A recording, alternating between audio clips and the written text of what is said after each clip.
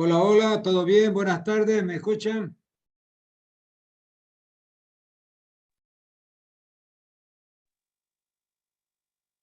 Hola, Sí, hola. doctor. ¿Me Ya. escucha? Buenas Bueno, tardes. perfecto, entonces vamos a comenzar la clase, vamos a seguir avanzando. Hoy, hoy día el tema es lepra. Vamos a ver.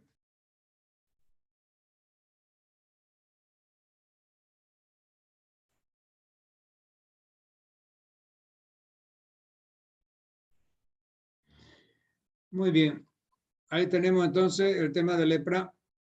La lepra es una de las enfermedades más antiguas que se conoce dentro del campo de la medicina. Ya en la Biblia, en el Antiguo Testamento, se hablaba de un personaje que era Lázaro, y se cree que ese personaje que es nombrado en el Antiguo Testamento de la Biblia era un paciente que tenía una forma de lepra que es la más contagiosa, la más agresiva, la más invasiva y deformante, que es la lepra lepromatosa. Bueno, eso para hacer un poco historiación de esta enfermedad. ¿Cuál es el agente etiológico? Es una bacteria llamada Mycobacterium leprae. Leprae se escribe. La terminación AE se pronuncia como E. Ya saben ustedes, ¿no? Entonces, Mycobacterium leprae. Este es un pariente cercano dentro de su biología del Mycobacterium tuberculosis, que es otra bacteria agente etiológica de la tuberculosis pulmonar. Muy bien. Entonces, el Mycobacterium leprae es el agente etiológico que causa la lepra, llamada también enfermedad de Hansen. Hansen fue un investigador que descubrió descubrió el agente etiológico y por eso lleva su nombre esta enfermedad. Muy bien, las bacterias se multiplican muy lentamente, el periodo de incubación es prolongado y los síntomas se desarrollan hasta 20 años después de la infección. Entonces, fíjense de que hay algunos casos extremos de lepra cuyo periodo de incubación puede durar hasta 20 años. Entonces, hay muchas cosas que todavía no se entienden muy bien en el asunto de la lepra. ¿Ya? Clasificación de la lepra. Desde que se conoce la enfermedad de una manera más científica, se sabe que presenta múltiples facetas, que se comportan de manera diferente según los individuos y que su evolución es también muy variada. Entonces, fíjense que ya yo les decía, el mecanismo de transmisión exacto de esta enfermedad llamada lepra o mal de Hansen no se conoce hasta ahora exactamente, pero se acepta la teoría aerógena, o sea, igual que el COVID, igual que la tuberculosis pulmonar, a través de la expulsión de las microgotas de saliva y que la gente que está en torno de esas personas en ambiente cerrado las pueda respirar, y el contacto del paciente con algún leproso de la forma lepromatosa que tiene llagas, tiene úlceras, ya vamos a ver, y que tiene secreciones purulentas, seros sanguinolentas, etcétera. Entonces, estar en contacto con esas secreciones, el personal de salud, de enfermería, al curar, etcétera, a esos pacientes, puede estar expuesto también a ese tipo de infección. Entonces, las dos formas de transmisión serían la aerógena y la forma por contacto con secreciones de pacientes con lepra. Clasificación. Existe en la literatura médica dos tipos de clasificaciones para la lepra. ¿Ya? Hay una clasificación que es de la OMS, de la Organización Mundial de la Salud. Aquí estoy mostrándole con el apuntador, dice clasificación OMS, y que la divide en paucibacilar y multivacilar. O sea, las paucivacilar serían las que tienen pocas lesiones, de 1 a 5 lesiones cutáneas, y la multivacilar la que tiene mayor de 5 lesiones cutáneas en la piel. Y está la otra clasificación de Ridley-Jampling, ¿ya? Que es la que más se encuentra en los tratados de dermatología, en los tratados de infectología para estudiar la lepra, ¿ya?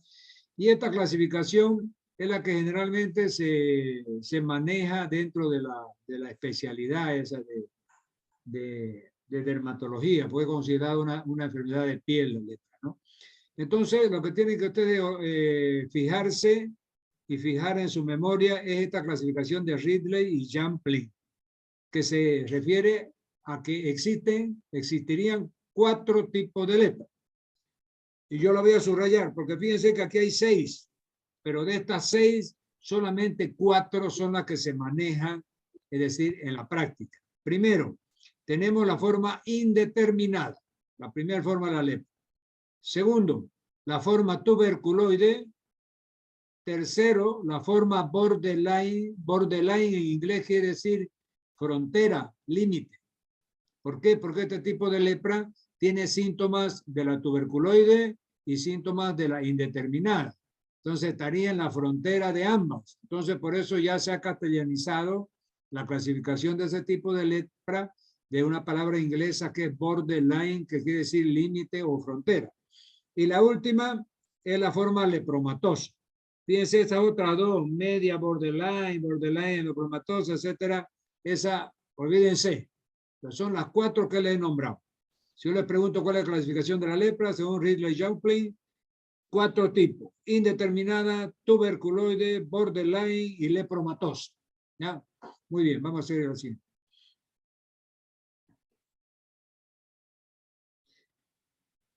Aquí tenemos el periodo patogénico, la lepra, o sea, la patogenia de la lepra. Dice, el bacilo atraviesa la piel y la mucosa, pasa a las ramificaciones nerviosas, permanece en estado latente durante mucho tiempo, sube a los troncos nerviosos mayores y ahí aparecen los signos neurológicos de las lesiones de la lepra.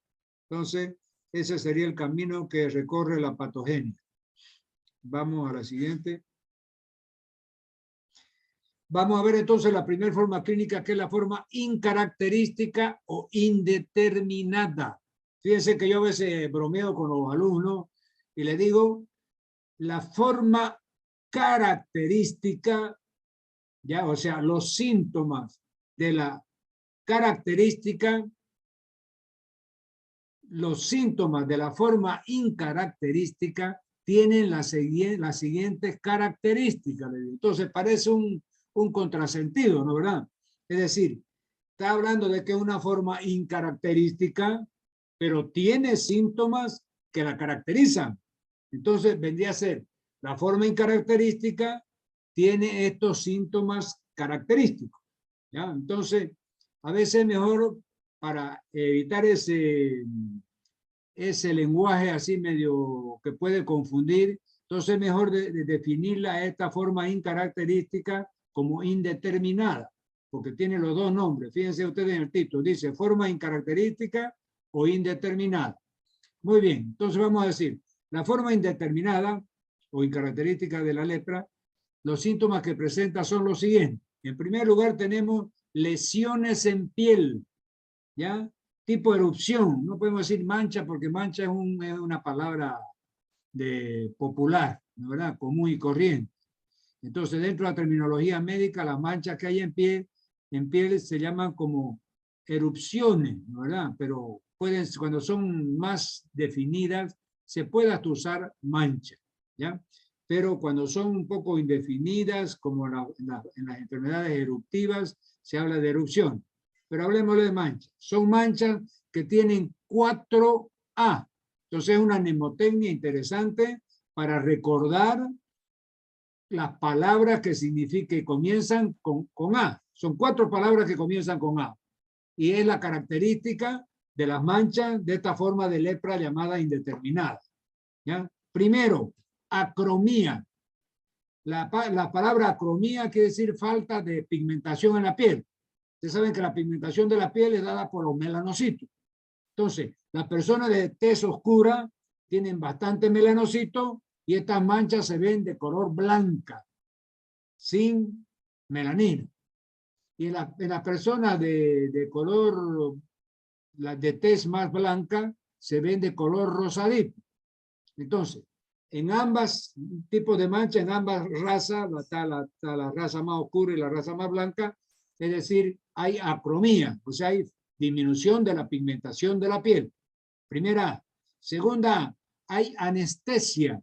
¿Qué quiere decir? En el límite de la mancha, la persona no siente el dolor al pinchazo o el dolor de un objeto caliente. Entonces hay una termoanestesia, ¿ya? Al calor y al dolor. Esa es la otra A, entonces, anestesia. La tercera es anhidrosis. Anhidrosis en términos médicos quiere decir falta de sudoración. Entonces, en ese límite de la mancha no hay glándulas sudoríparas, entonces la piel no produce el sudor. Eso se llama anhidrosis, con H intermedio. Y la tercera es la alopecia. ¿Qué quiere decir? No tiene pelo, no tiene vello esa zona. Si es una zona donde normalmente hay vello o hay pelo, es decir, ahí en ese lugar de la mancha carece de pelo, carece de vello. Eso se llama alopecia. Cae el pelo, cae el vello. Entonces, la característica de la mancha eran las 4A: acrómica, anestésica, anhidrósica o anhidrosis y alopecia. Muy bien, vamos a ir. Lepra tuberculoide. ¿Qué es lo que caracteriza la forma tuberculoide de la lepra? Entonces, además de las manchas, de esas manchas con las 4A que hemos visto de la indeterminada, ¿ya? También se asocian, sobre todo, y es característico en la forma tuberculoide, de atacar los trayectos nerviosos. Entonces, los trayectos nerviosos se inflaman, hay engrosamiento de los nervios, hay dolores, parestesia en los nervios y puede llegar a paresia, que es disminución de la fuerza muscular, y puede llegar inclusive hasta alguna parálisis. ¿Ya? Vamos a leer entonces. Es una forma polar, estable y benigna. El paciente posee una buena inmunidad celular contra el bacilo Mycobacterium leprae. Se caracteriza por tener generalmente una o varias lesiones maculosas o en forma de placa, de tamaño variable, color eritematoso violáceo, superficie seca, escamosa, de bordes nítidos, levantados y micropapuloide. Hay compromiso de las terminaciones y troncos nerviosos, o sea, anestesia, al igual que la alopecia y la anhidrosis. Las variables clínicas son las máculas, tuberculoide, que son con máculas anestésicas y lesiones micropapulosas. Entonces, fíjense que en la forma tuberculoide tenemos, además de las manchas llamadas máculas, ¿ya? Que tienen las 4A: anestésica, anhidrosis, acrómicas y alopecia. Entonces, también ataca los trayectos nerviosos produciendo inflamación, produciendo engrosamiento, y esa es la forma de la tuberculoide. Aquí, fíjense, ya no define el tercer tipo de la forma clínica, que era la borderline. Y habíamos dicho que borderline, la palabra borderline en inglés quiere decir límite o frontera. Es una forma de lepra que está a mitad de camino entre la incaracterística y la tuberculoide. Entonces, comulga de algunos síntomas de la incaracterística y comulga de otros síntomas de la tuberculoide. Por eso es que se han puesto de acuerdo en llamarla borderline. Muy bien. Y en cuarto lugar tenemos la forma lepromatosa, que esta es la más grave, la más deformante, y esta es la que probablemente tenía ese individuo, ese personaje que es citado en el Antiguo Testamento de la Biblia, el famoso Lázaro. ¿Por qué? Porque esta enfermedad en la antigüedad era bien conocida y bien temida. Es decir, se la consideraba súper contagiosa y llegaban a tal punto de discriminación del pueblo con estas personas leprosas, sobre todo la forma lepromatosa, que le colgaban una campana en el cuello a las personas. Entonces las personas andaban por las calles todo harapiento, melenudo, con el pelo crecido, sucio, porque lo botaban de su propia casa por temor a contagiarse. Entonces, al caminar por las calles de las ciudades, de los pueblos, sonaba esa campana y ya todos los vecinos cerraban puertas y ventanas para evitar contagiarse de esta enfermedad, la famosa lepra. Y la forma era esta forma lepromatosa. Y entonces, ¿cuál es lo que caracteriza esta forma lepromatosa de la lepra? Son las lesiones invasivas, o sea, comienza como una mancha, como ya lo hemos visto con las 4 características. Después se forma una vesícula, se rompe, se forma una úlcera y va avanzando esa úlcera, o sea, va invadiendo los tejidos. Supóngase, comienza en la mejilla, en la cara, y comienza a destruir la mejilla, se mete al tabique nasal, destruye el tabique nasal, destruye los huesos propios de la nariz, destruye los cartílagos nasales, se mete al paladar, destruye el paladar óseo. Entonces son tremendamente deformantes. Y entonces hay zonas de la cara o del cuerpo donde están esas lesiones ulceradas, que en algunos está comenzando la lesión y en otras está terminando. Y cuando termina la lesión, forma esas lesiones, es lo que está apareciendo del dibujo, eso como unos tubérculos oscuros de un color bien pigmentado en la cara, en la fase, y eso da lo que después vamos a conocer como llamada la famosa fascie leonina, ya que después vamos a ver, lo dejamos ahí.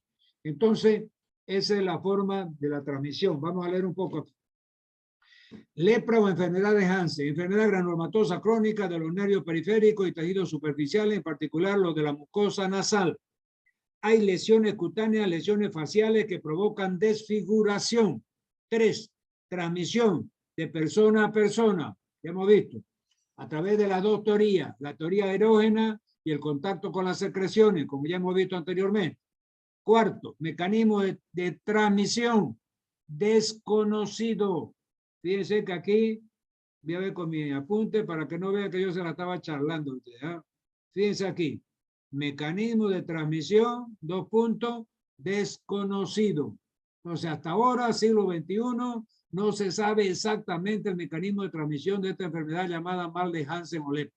¿Ya? 4. Se cree que se disemina por inhalación de secreciones infecciosas. O sea que por vía erógena, es decir, ese bacilo está en el aire, al toser, al estornudar, etcétera, etcétera, como ya saben ustedes, ¿no?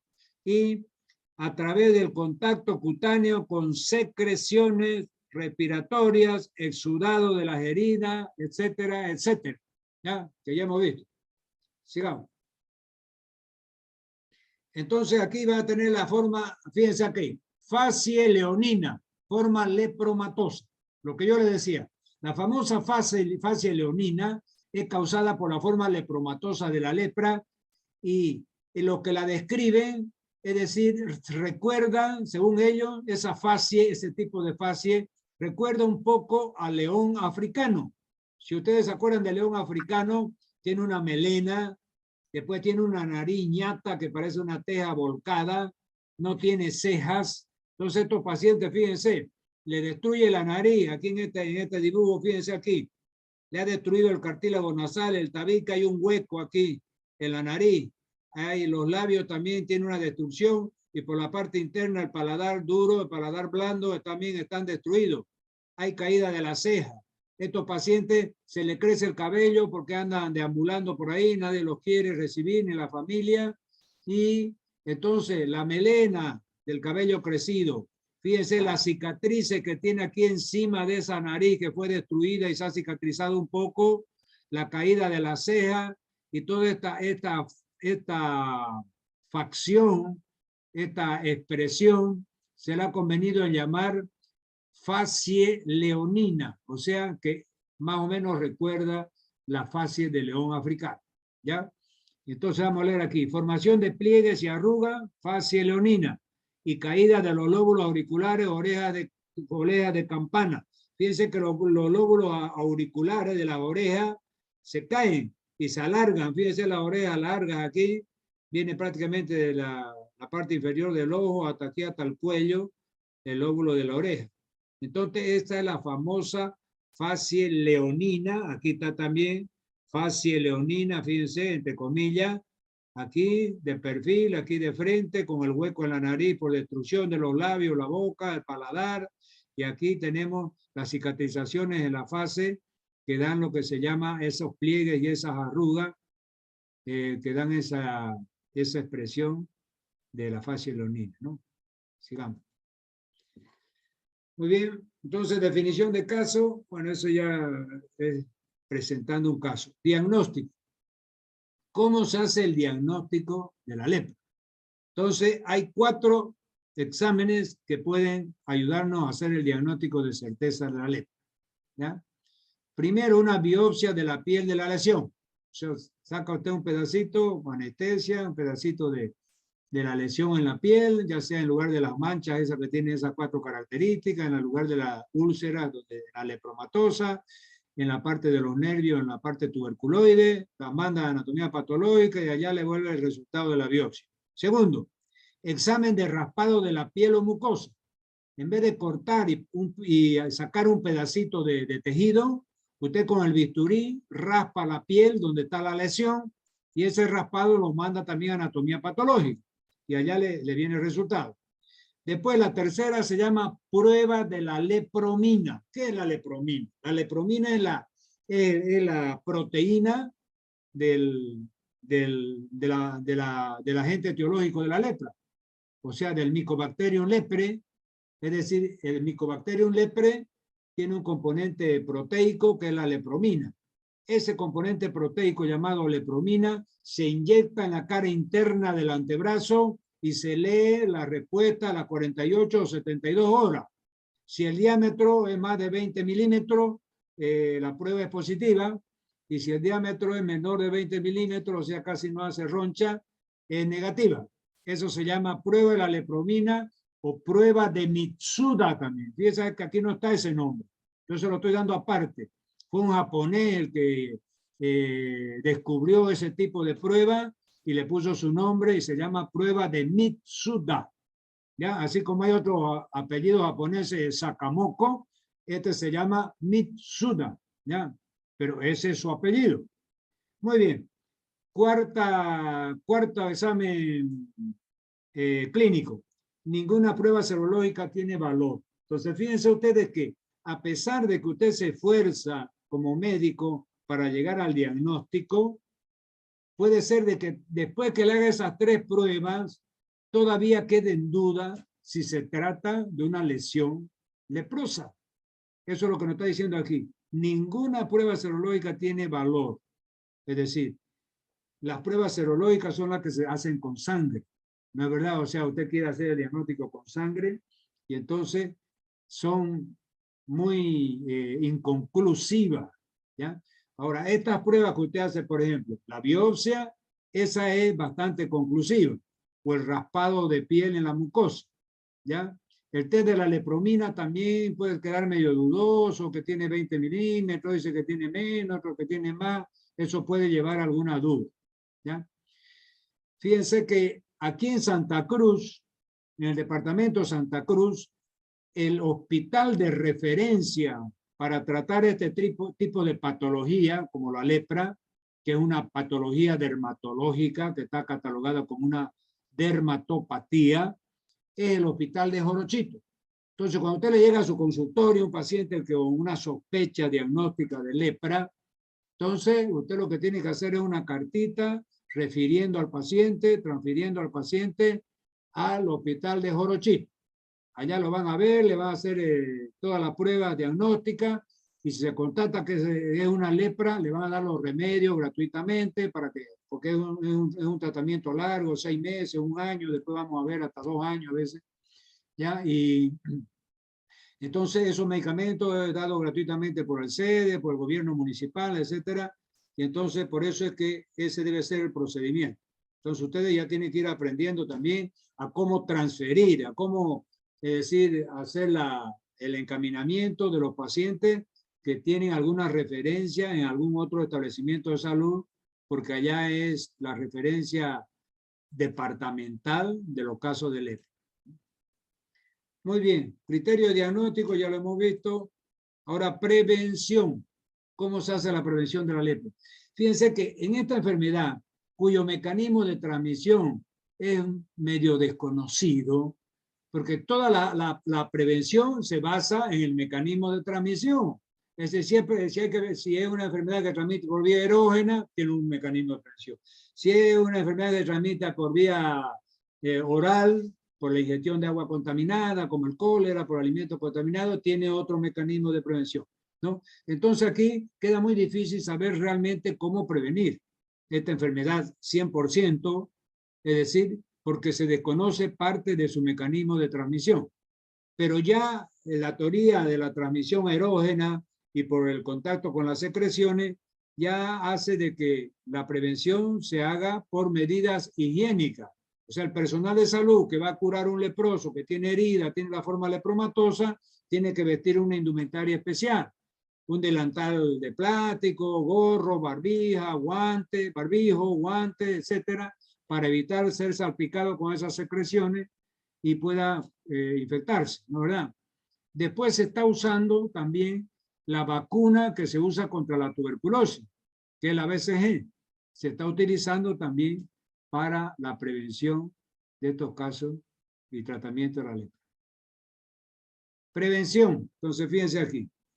Promoción de la salud, educación en salud sobre padecimiento, secuela, tratamiento, complicaciones y modo de transmisión, saneamiento ambiental, control de enfermos y contacto, consulta dermatológica al público. Una mancha insensible puede aparecer en la piel, si lo nota, consulta a su médico. Entonces, un consejo que está dando, la mayoría de las personas tienen manchas en la piel, el 80% son micosis, hongo. Dice remasalada, es el término común y corriente acá en nuestro medio. Pucha, tengo una remasalada, una manchita que no sana nunca. Entonces, ojo, esas manchas que no sanan nunca pueden ser una forma incaracterística de la lepra, ¿de verdad? Vamos allá. Prevención de la lepra, fíjense, protección específica, aplicación de la BCG. Esta BCG es la vacuna contra la tuberculosis que se está utilizando para prevenir la lepra. Higiene personal. Después de tratamiento de la lepra. Entonces, la forma tuberculoide se usa la Dapsona. Ya ustedes van a llegar en farmacología, ojalá que se les den farmacología. Yo, mis alumnos de farmacología ya están recetando todos estos medicamentos, ¿no? Entonces, la tuberculoide, la Dapsona es un medicamento que pertenece a la familia de la sulfa. La Dapsona madre se llama. Esta apareció más o menos hace unos 50 años, pero imagínense, la lepra hace 2000 años que existe. Y no había un tratamiento efectivo. Hace 50 años apareció esta Dapsona madre y comenzó a curarse la forma lepromatosa de la lepra, que es por eso es que se ve poco ahora esa forma lepromatosa. A raíz de que apareció este medicamento que pertenece a la sulfa y es llamada Dapsona. Se la considera la Dapsona madre porque a partir de ella se han elaborado otros medicamentos. Entonces, Dapsona más rifampicina en la tuberculoide 6 meses. Ahora, en la lepromatosa tienen que hacerse ya un esquema triple. 3 medicamentos. Dapsona, rifampicina, como era el anterior, más clofazimina. Y por 2 años. Fíjense que acá es más largo, ¿no? 2 años de tratamiento. Sigamos. Bueno, el tratamiento es el mismo, se repite. Acá hay una lesión que se llama mal perforante plantar. Este es una lesión leprosa, de etiología leprosa, del mal de Hansen, y se debe a una inflamación de los nervios de la planta del pie. Fíjense que en el dibujo está la planta del pie. Y bien aquí en el talón, la parte del talón, hay una herida profunda que se va haciendo cada vez más profunda y cada vez más dolorosa que no le permite apoyar ese pie a esa persona. Tremendamente dolorosa. Se llama mal perforante plantar y es debido a una neuritis hanseniana. O sea, el mal de Hansen y la lepra, ¿no? De origen leproso. Vamos a leer. El mal perforante plantar se observa a menudo como complicación a secuelas de la neuritis hanseniana. Se ha afirmado que es de naturaleza trófica. O sea, cuando esa zona, esos tejidos, no tienen el trofismo dado por los nervios, entonces comienzan a ulcerarse, a gangrenarse, a perforarse y se hace cada vez más profunda y son tremendamente dolorosas, ¿ya? Entonces hay que hacer un tratamiento a la lepra para que cure ese mal perforante plantar, para que cicatrice, ¿ya? Muy bien, entonces de esa forma hemos terminado con esta parte de lepra.